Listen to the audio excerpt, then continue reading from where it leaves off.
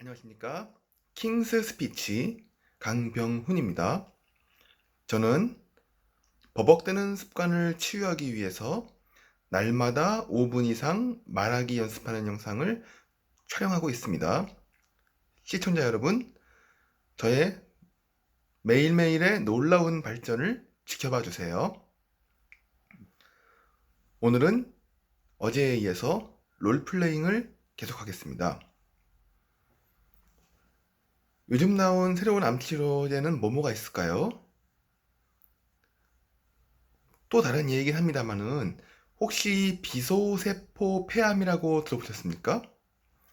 폐암의 90% 이상이 비소세포 폐암인데요. 암 중에 제일 가장 고통스러운 암이 폐암인데요. 이유는 다른 암들은 진통제 같은 걸로 고통을 줄일 수가 있지만 폐암은 말 그대로 이 숨을 쉴 수 없는 고통을 주기 때문에 진통제로 해결할 수가 없기 때문이라고 하더라고요. 그런데 2012년도에 FDA 승인을 받아서 판매되고 있는 젤콜이라는 약이 있는데 가장 고통이 크다는 폐암 환자들이 이 약을 복용하면 고통 없이 숨도 쉴 수 있고 치료도 되면서 생명이 연장이 되는데요. 그러니까 아무리 비싸도 복용하려고 하지 않겠습니까? 문제는 역시 너무 비싸다는 것입니다. 한 알에 16만 7,500원인데 하루 두 알을 먹어야 된다고 하니까 한 달에 약값만 약 1천만 원, 1년 약값은 무려 1억 2천만 원 가량의 돈이 들어갑니다.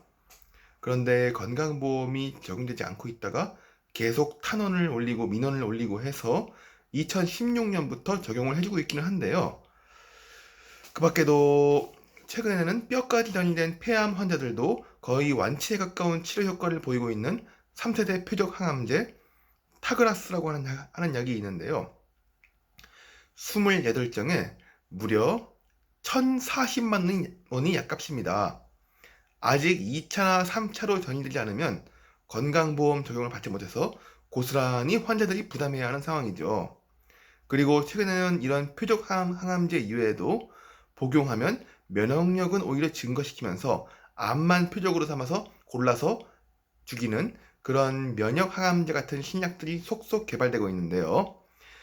예를 들어 아바스틴이라는 약은 효과가 아주 탁월하고 표적 항암제와 병행했을 때에도 훨씬 효과가 좋은 것으로 입증되었는데 안타깝게도 아직 건강보험 적용이 되지 않아서 그 어마어마한 금액을 환자가 고스란히 부담해야 한다는 것입니다. 역시 문제는 돈이죠. 그리고 또 중요한 부분이 있는데 암에 걸렸던 사람이 치료 이후에 또 다른 암이 걸릴 확률이 높을까요? 아니면 건강하던 사람이 걸릴 확률이 높을까요? 아무래도 암에 걸렸던 사람이 면역력도 더 떨어져 있으니까 다른 암에 또 걸릴 가능성이 훨씬 높겠죠. 일반인들에 비해서 다시 암에 걸릴 확률이 5배 정도나 더 높다고 하더라고요. 따라서 이런 2차 암에 대해서도 충분히 치료비를 준비해 둬야 하지 않겠습니까? 그런데 여러분이 가입한 암보험이나 암특약이 2천만 원 내지 3천만 원 정도를 보장한다면 이 정도의 금액으로는 막상 암에 걸렸을 때 실질적인 해결 방법이 될 수 있을까요?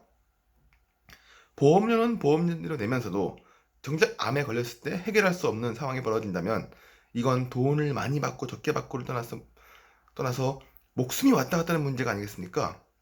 이왕이면 같은 보험료를 내더라도 돈 걱정 없이 마음껏 치료받을 수 있을 정도로 충분한 보장이 준비되어 있어야 하지 않겠습니까?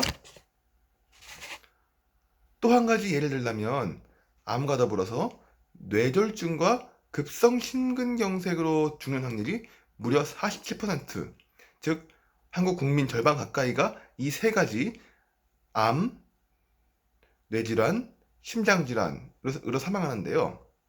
그래서 이거를 3대 사인이라고 하거든요. 그러면 한번 생각해 보시죠. 이 병이 걸린 후에 치료받다가 죽는 사람이 전체 사망자의 47%라고 한다면 이 병에 걸린 사람들은 47% 이상일까요? 아니면 그 이하일까요? 네, 당연히 그렇겠죠. 그만큼 걸릴 확률이 높다고 봐야겠죠. 뇌혈관이나 심장질환의 문제는 1차 치료를 제때 잘 받아서 건강하게 지낼 수 있지만은 그렇지 못한 경우 후유증으로 장기 간병 상태가 되는 것인데요. 이렇게 되면 어떤 문제가 발생할까요?